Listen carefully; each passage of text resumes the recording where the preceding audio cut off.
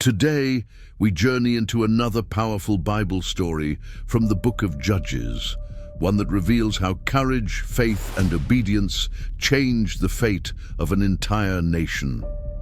This is the story of Deborah and Jael. For 20 long years, Israel lived in fear under the cruel rule of King Jabin of Canaan. His commander Sisera led an army equipped with 900 iron chariots, machines of terror that swept through the land. Villages were raided, crops destroyed, homes burned, and hope slowly faded from the hearts of God's people. Among them stood Deborah, a prophetess and judge of Israel. Known for her wisdom and unwavering faith, she felt the pain of her people deeply. Day after day, she cried out to God, and one day God answered. The Lord spoke clearly. Deborah would lead Israel to freedom. The calling was heavy. How could a woman with no army and no battlefield experience stand against such overwhelming power? Yet Deborah chose faith over fear. Sisera was feared across the land, a ruthless commander, skilled in war, confident in his strength. Even the thought of facing him sent a chill through Israel. But Deborah knew she would not stand alone. At God's command, she summoned Barak, a seasoned warrior from the tribe of Naphtali. When he came, Deborah declared, "The Lord, the God of Israel, commands you. Gather 10,000 men from Naphtali and Zebulun. Lead them to Mount Tabor. God will draw Sisera and his army to the Kishon River and give him into your hands." Barak hesitated.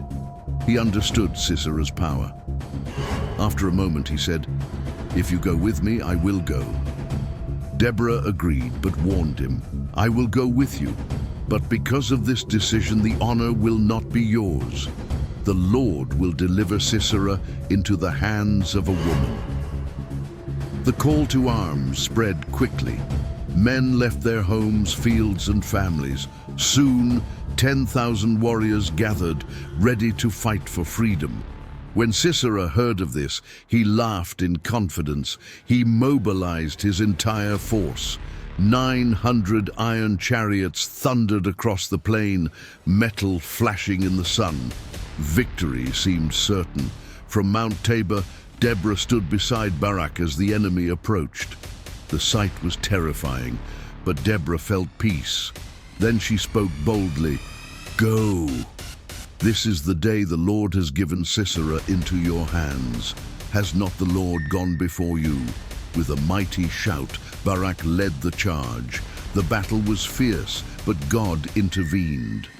Chaos struck Sisera's army.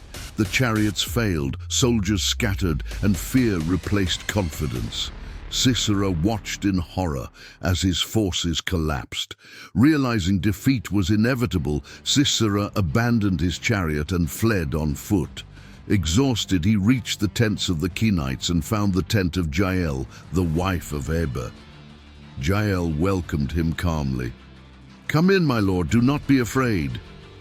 She gave him milk to drink, covered him with a blanket, and as he fell into deep sleep, she made a decision that would change history. Jael knew who he was, the enemy of God's people. Quietly, she took a tent peg and a hammer. With steady hands, she struck, ending Sisera's life in a single decisive moment. When Barak arrived searching for Sisera, Jael met him and said, "Come, I will show you the man you are looking for." Sisera lay dead. With his commander gone, King Jabin's power crumbled. His army scattered, and Israel pressed forward until their oppressor was completely defeated. After 20 years of suffering, Israel was free once again. Peace returned to the land, and Deborah continued to lead with wisdom and faith.